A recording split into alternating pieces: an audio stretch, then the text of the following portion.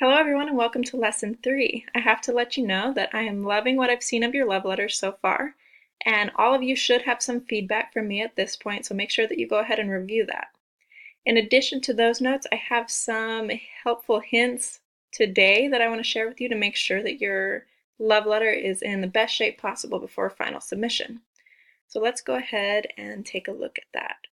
This is just an example love letter to kind of show you what you want to have your paper looking like at the end.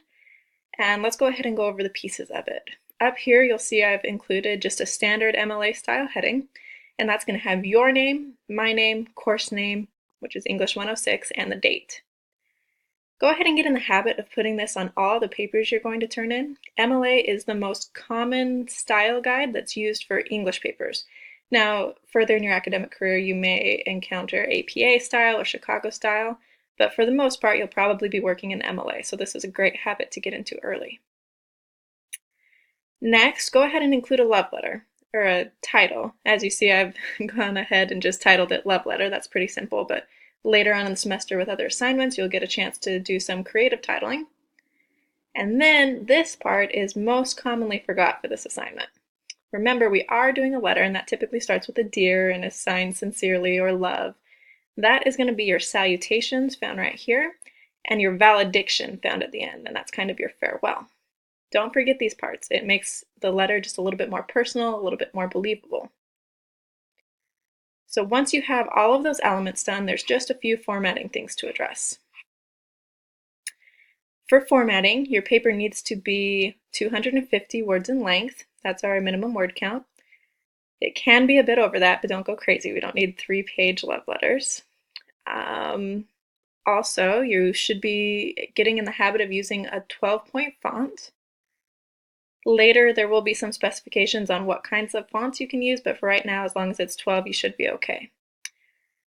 Something else to check that you might not be thinking of is your margins. We want to get in the habit of using 1-inch margins all the way around. So that means your bottom trim, your side trims, we want that to be set to 1 inch. And also, as you can see here, I've gone ahead and done indentation at the start of each paragraph. Go ahead and make sure that you're doing that as well.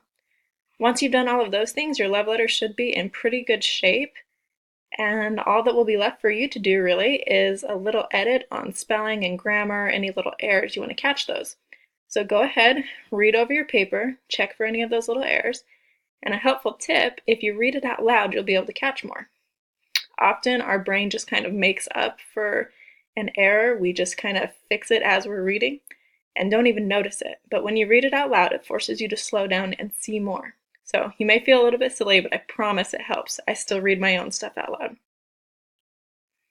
All right, then to close, I want to share just a quick spiritual thought with you. And that thought is prayer. I hope that each of you have been able to start your day off with a prayer, that you're feeling good, that you're feeling spiritually edified, but I want to remind you of the power that comes with prayer. It's such a powerful and peaceful thing to help center us, to help remind us of what's important, and to call in help from on high.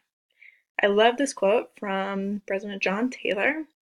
It says, "Joseph Smith, upwards of 40 years ago, said to me, 'Brother Taylor, you have received the Holy Ghost. Now follow the influence of that Spirit, and it will lead you into all truth, until by and by it will become in you a principle of revelation.' Then he told me never to arise in the morning without bowing before the Lord and dedicating myself to him during that day." This was advice given from one wonderful prophet to another, and there's just such great application for it in our lives as well. As you invite the Spirit into your life, every aspect of it will be benefited, and as you take the time to pray, you will be strengthened, and you'll be more able to hear the promptings of the Spirit. My hope is that you're loving the semester so far, that you're learning new things, that you're enjoying this added dose of the Spirit that the Pathway program brings. And as always, if you have any questions or if there's anything I can do to help you this week, don't hesitate to reach out. All right. Thank you and good luck this week.